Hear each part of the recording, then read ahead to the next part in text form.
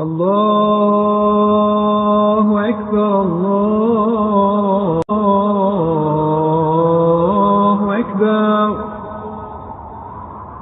الله محمد النبي الأمي وعلى آله وأصحابه أجمعين. Nous allons essayer de vous donner une idée sur une science des plus importantes, dénommée la science des objectifs de la loi, Maqasid al-Sharia ou Maqasid al-Amma al-Sharia al-Islamiyya. Nous allons procéder par une petite introduction, puis les définitions de cette science, les différentes sortes de Maqasid, et puis nous allons vous citer quelques-unes des plus importantes. Il y a différentes sortes, puis des plus importantes, et après se focaliser sur ce qui a été déduit à partir des maqasid comme règles qui ont été utilisées par les juristes au niveau de la pratique, on va dire légale, se rapportant pas forcément uniquement au cultuel, mais au niveau des relations sociales et des transactions financières. Puis je parlerai rapidement de cette nouvelle tendance qui est très utile et bénéfique à la communauté qu'on appelle l'ijtihad al-maqasidi. Donc c'est un nouveau fiqh qui existait mais qui est mis de plus en plus en évidence de nos jours, c'est-à-dire fournir des réponses juridiques sur base des maqasid, des finalités de la loi. Et quels sont les différents courants ou écoles qui s'insèrent ou qui tout en parlant au nom des maqasid, où est-ce qu'ils se situent réellement par rapport à ces maqasid de sharia. Donc on en parlera, incha'Allah, rapidement, parce que c'est ce qui nous interpelle par rapport à notre vécu de nos jours. Donc, personne ne peut nier ou mettre en cause que la loi de Dieu, que cette loi qui est l'islam, émane d'un Dieu sage, qualifié par l'omniscience, l'ilm. Allah subhanahu wa ta'ala alim.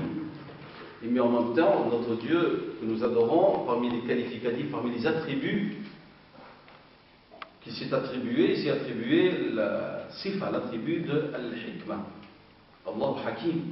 On trouve dans beaucoup de passages du Coran où Dieu, il rappelle qu'il est sage et qu'il n'a pas créé l'univers et le monde par futilité. La futilité se dit en arabe al-abath.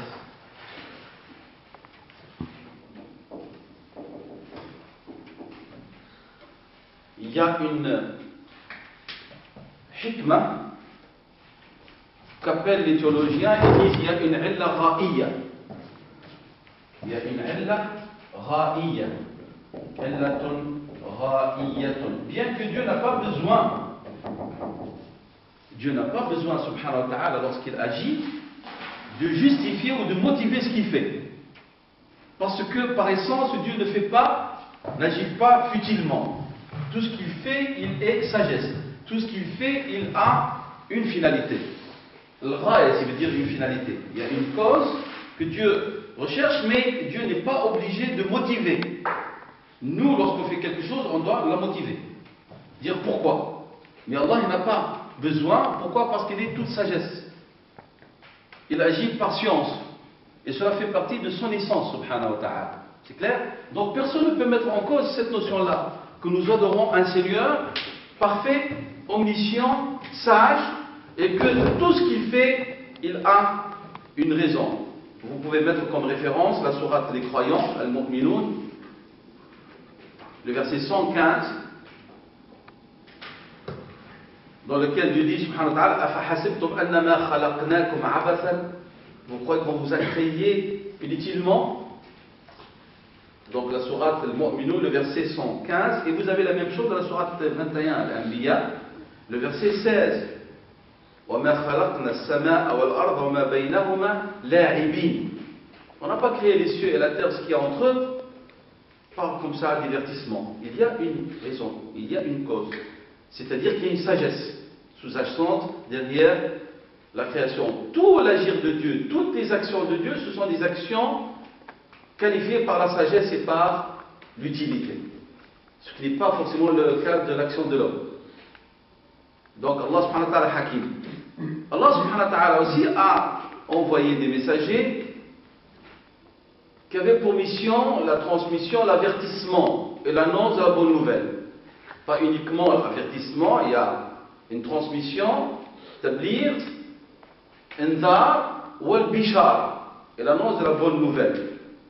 Et aussi, il a envoyé ses messagers, et leur dernier d'entre eux était Rasulullah Muhammad sallallahu alayhi wa sallam, pour permettre aux hommes de vivre heureux dans ce monde. L'islam, maintenant, puisque nous parlons de la loi, de la charia, elle a pour finalité pour qu'on puisse vivre heureux. Et pour qu'on puisse vivre heureux, il faut qu'il y ait un salah. C'est-à-dire que l'homme réalise le bien, ce qui est salah. Et ce salah va lui permettre de vivre d'une manière donc efficace et plaisante. Pour qu'il n'y ait pas de divergence, pour qu'il n'y ait pas de dissension, pour qu'il n'y ait pas de problème entre les hommes, Allah a envoyé Sayyidina Muhammad sallallahu alayhi wa sallam avec ce message final, et dans lequel il a bien spécifié qu'il y a des lois, des sentences, des qualifications légales qui vont permettre d'établir donc ce salah, ce bien-être, ce bonheur sur cette terre dont il dépendra leur devenir aussi dans l'au-delà. Ça c'est une introduction, et donc ces masalih ou ce salah en vérité est voulu par le Dieu. Il est voulu par Dieu. Maqsoud al-shar. C'est clair? Alors ce maqsoud vient comme dérivé le terme maqsadun, le singulier, ou maqasidun, donc hada mufrad, le pluriel jama' maqasid. Donc il y a quelque chose qui est voulu, qui est visé, qui est recherché. Et ce qui est clair, ce qui est recherché, c'est al-maslaha, masalih al-nas. On y reviendra lorsqu'on va développer cette notion de maslaha, incha'Allah, ce qui a été dit. Donc, que veut dire al-maqasid du point de vue langue? Nous avons dit al-mufrad, le singulier c'est maqsadun, le pluriel c'est maqasid,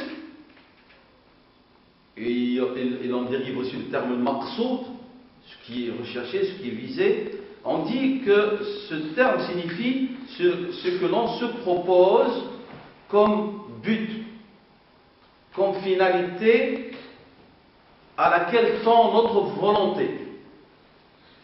Donc c'est le but, c'est la finalité vers laquelle tend notre volonté, en action ou en parole.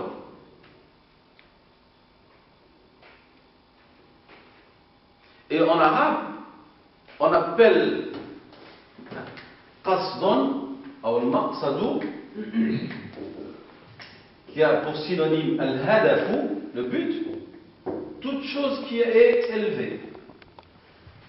Chaque fois quelque chose qui a une élévation, on dit huwa hadaf. Toute chose qui est volumineuse et qui est élevée, ils disent huwa hadaf. C'est clair? Parce qu'il est plus apparent, il est plus évident que la surface plane. Donc ça c'est du point de vue langue. On appelle aussi du point de vue langue al-maqsadou ou al-qasdou, ils disent c'est lorsque vous avez un chemin qui est droit.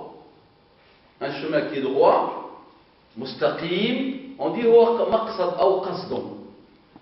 Ça c'est du point de vue langue toujours, je parle. On dit aussi, un autre dérivé, un tel, on dit qasada fil amri, c'est-à-dire il a cherché la vie ou la position la plus raisonnable, c'est-à-dire le juste milieu. Lorsque Dieu dit dans Surat Luqman, par l'intermédiaire de Luqman qui donnait des conseils à son enfant, waqsid fi mashiyika. Al-qasd fi al-mashi, c'est de ne pas avoir une démarche d'ostentation, ostentatoire, de quelqu'un qui est trop fier, mais aussi ce n'est pas marcher avec un air mesquin et de quelqu'un qui est cassé complètement. C'est ça le qasd fi al-mashi.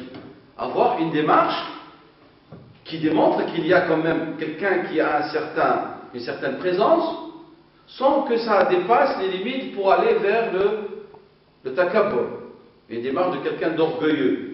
Mais en même temps, on ne nous demande pas, au nom de la modestie, d'avoir une démarche de quelqu'un qui est complètement cassé, qui montre de l'humilité extrême, jusqu'à vraiment on considère comme quelqu'un de méprisable qui n'a aucune valeur. C'est pour ça que Sayyida Aïcha, un jour, elle a vu un homme qui avait des vêtements rapiécés, complètement déchirés avec des raccommodés, et qui avait les cheveux bourriffés, qui marchait d'un air cassé. Elle a dit, qui c'est celui-là? Elle a dit, c'est là, c'est un tel. Les gens étaient éblouis par cette apparence. Elle n'a pas dit, Masha'Allah, elle a considéré que c'est tout à fait anormal. Elle a dit que Dieu bénisse Omar. Lorsqu'il marchait vite. Et lorsqu'il parlait, il se faisait entendre. Et lorsqu'il frappait, il faisait mal. Mais il était parmi vous celui qui craignait Dieu le plus. Vous voyez? Il marchait normalement. D'un air vraiment, il est là, il s'affirme. Mais pas d'un air ostentatoire. Mais pas d'un air cassé comme on voit certains maintenant, les nouveaux A7, ils marchent d'un air cassé. D'où le fait que c'est normal, on n'aimait pas cette attitude parce qu'elle n'est pas conforme. Un jour, il a vu un jeune homme qui faisait la prière d'un air cassé, la tête comme ça, et avec son petit bâton, il m'a dit, lève ta tête. Si tu veux faire ça, fais-le chez toi. Pleure devant Dieu, sois humble, plein d'humilité, mais tu fais ta prière, Allahu Akbar. Elle est là, et la position est normale. Et non pas, Seigneur. Ça, c'est un air, tout à fait, on voit, il y a de l'ostentation, de l'extrême. Et donc, Allah subhanahu wa ta'ala dit waqsid fi mashyika, parce qu'après il va dire inna Allah la yuhibbu kulla mukhtalin fakhur. Je n'aime pas celui qui marche d'un air fier, pas trop fier, pas cassé. Al-qasd. Et donc lorsqu'on dit al-qasd, j'ai choisi la vie où il y a le plus de qasd, c'est-à-dire j'ai choisi la vie qui est le plus sensée. Donc c'est un juste milieu entre deux extrêmes. Donc ça c'est du point de vue l'angle, et on dit lorsque vous êtes dans le qasd, c'est que vous n'avez pas dépassé les limites qui vous vont faire tomber vers un extrémisme d'un côté ou de l'autre. C'est ça le qasd. Al-qasd fi al-ra'yi, al-qasd fi al-akli wa al-shurbi, c'est que tu évites les deux extrêmes qui sont soit le gaspillage ou l'avarice. Tu restes dans le juste milieu. Donc ça c'est le point de vue long. Alors point de vue conventionnel, que veut dire maqsad et maqasid sharia? On nous dit que le maqasid, ce sont les buts ou les finalités ou les objectifs si vous voulez, ainsi que les intérêts qu'Allah subhanahu wa ta'ala tend à réaliser et à préserver dans la vie des hommes. Dieu veut que ces maqasid soient réalisés dans la vie des hommes. Et il veut aussi que les hommes veillent à les préserver. C'est pas simplement qu'on réalise le maslaha, les intérêts, ses finalités, mais il dit vous les réalisez et vous devez veiller à les préserver.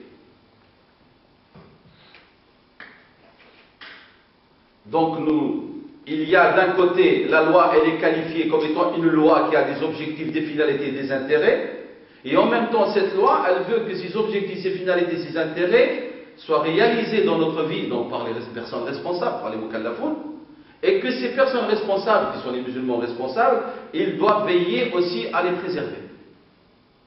Donc, d'un côté, la loi, elle a des visées, elle a des buts, des finalités, et elle est toute sagesse et tout intérêt, et elle s'adresse aux hommes pour qu'ils veillent à réaliser ces intérêts dans leur vie, et ces intérêts dans leur vie, et à veiller à les préserver.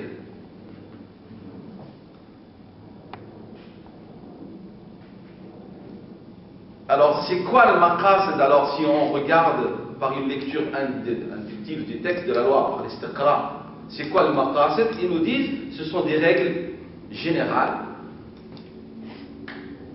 confirmées par les textes,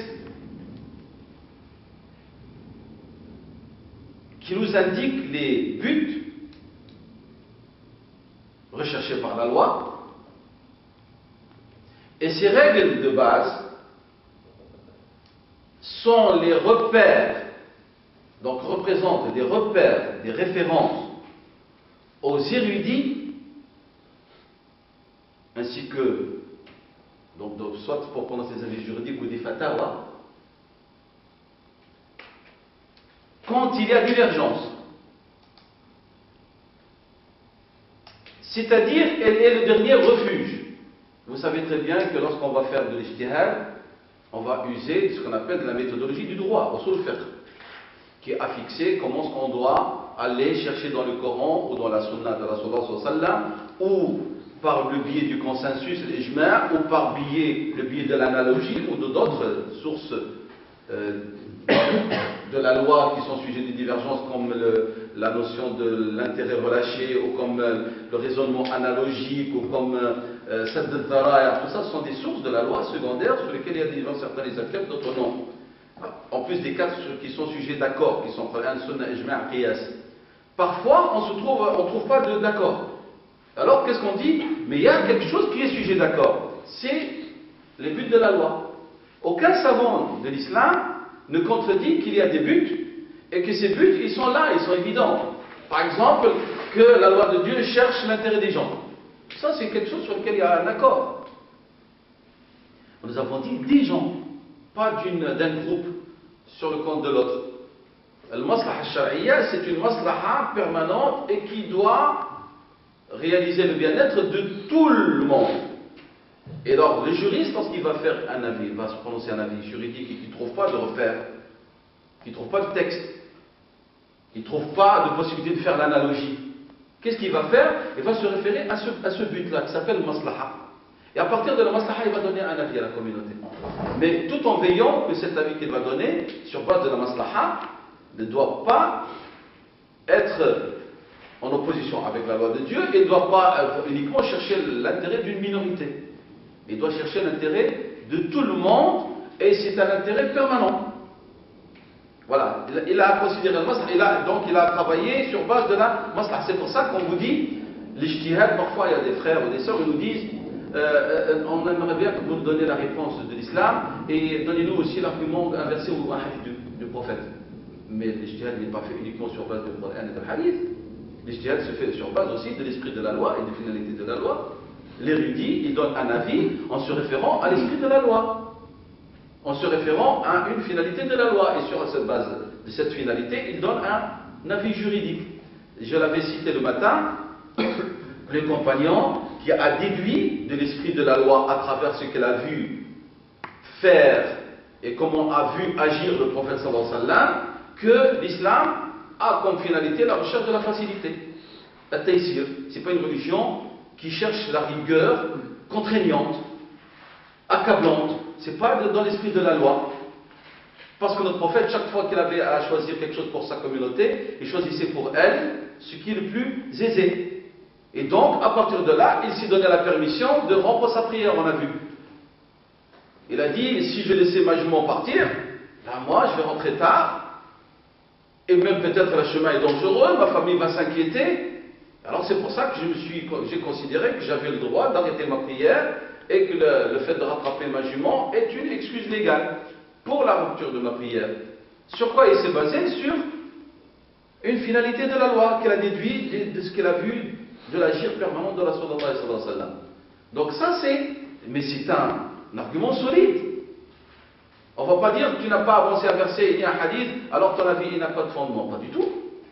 Donc ils disent que les maqasid représentent le dernier refuge pour les érudits en cas de désaccord.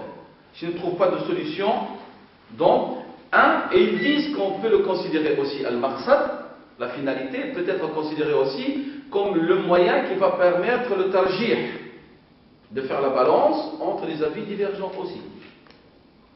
On a un avis et tout le monde n'est pas d'accord, on dit revenons à l'esprit de la loi, revenons à ce que la loi cherche à réaliser, et celui dont l'avis est conforme à la finalité de la loi, mais son avis il est le plus fondé.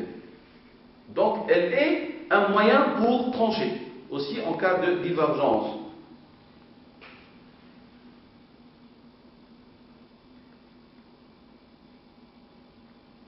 Donc lorsqu'on n'est pas en présence d'un argument sûr et certain, émanant des textes de la loi, tranchant, on se réfugie dans les maqasid.